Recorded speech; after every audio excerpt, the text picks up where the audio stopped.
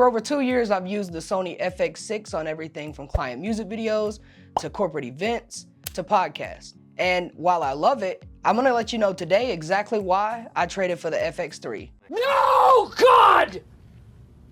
No, God, please, no! No! Now hold on a minute. Don't think I'm crazy just yet. I promise you it was a value for value trade, dollar for dollar. I did not get jibbed in the trade. Nobody got over on me. And the FX3 is still a beast of a camera. Now, why would I make this trade, you may ask? Well, there's definitely several reasons, but I'll give you a couple key points as to why I made this trade. I traded my Sony FX6 for FX3 first and foremost because of the size.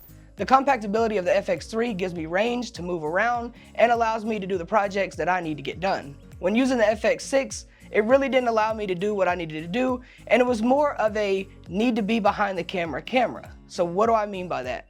Well, obviously you need to know the settings of a camera, you need to know how each function works, and you need to know how to shoot in manual settings to get the best optimization of your camera. With the Sony FX6, it was more like I had to be behind the camera and man it the entire time. If there was a sunset or a sun rising, that would completely change the white balance, completely change the lighting. And I get it, it does change the lighting in other cameras, but over 2 years of experience, I realized that this was a behind the camera, and it was something that I would have to man always, and that just wasn't what I was going for. I needed not a run and gun, but more of a situation where I can pull it out, set my settings, point it at my subject, whether it be me, my partner, or a client, and hit record and know that it's gonna look just like that the entire time. The second reason I traded my Sony FX6 for FX3 is the file type and size. Now, I heard a lot of you arguing with me online about the file types of the FX6, which is the MXF, containing all these codecs and all these raw dynamic files that I need, but at the end of the day, I just need an MP4, a decent file size so that I don't have to go out and buy an expensive hard drive or an expensive SD card, and I can get the job done and get them over to clients. And that's also another reason. It was hard to send MX files to clients if they needed the raw footage, and then they would get back with me and ask me, how do I convert this? Or my Windows doesn't open this up, what do I do?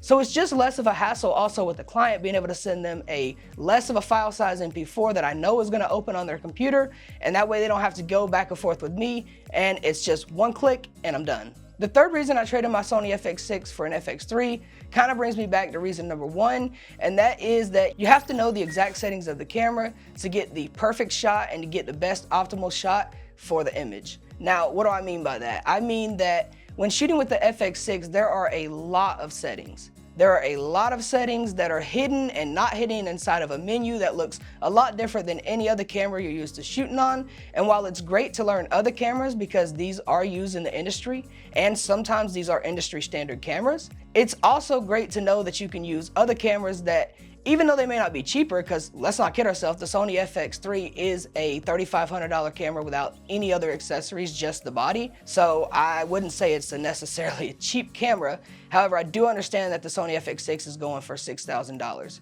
But again, this is just a camera that I can pull out of the box, put a great lens on, set my manual settings for exposure, all that, and then bam, I got a decent image. With the FX6, I felt more like I had to pull it out of the box, completely rearrange how I wanted to set it up each time because every shoot was a different setup, and there's so many components that go into the FX6. You got your top handle, you got your side handle. I mean, there's just so many different components that go into it, and having to rearrange that for different setups every single time is just too much. I feel like that's more of a commercial or more of a TV or movie series camera, and I do understand that the Sony FX3 is less value.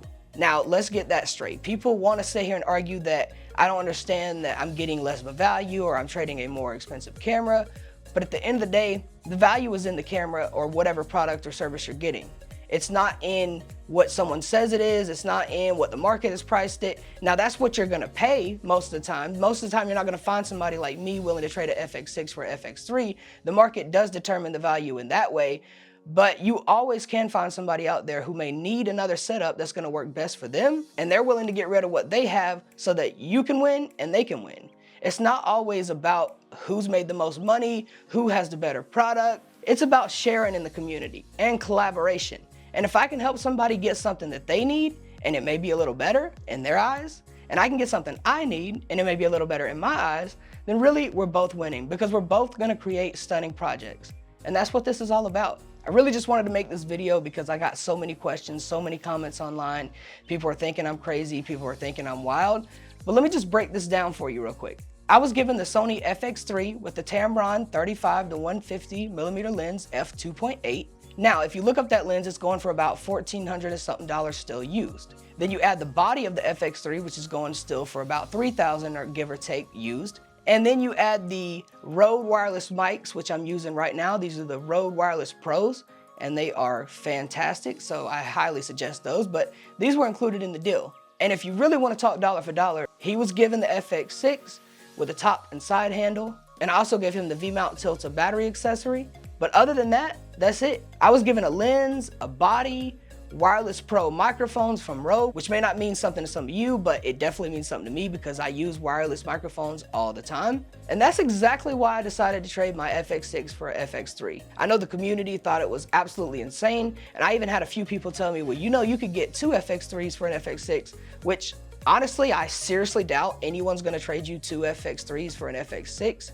I don't know anyone in the community that would literally sell or trade 2 FX3s, 2 full frame cameras for 1 full frame camera. I don't care what it is. You can do more and you can have more on set with production and you can add more value to your clients and to your bank account when having 2 cameras versus 1. So again, it's really just about what you need at the time and what fits best for your situation. That's why I got rid of it. Peace.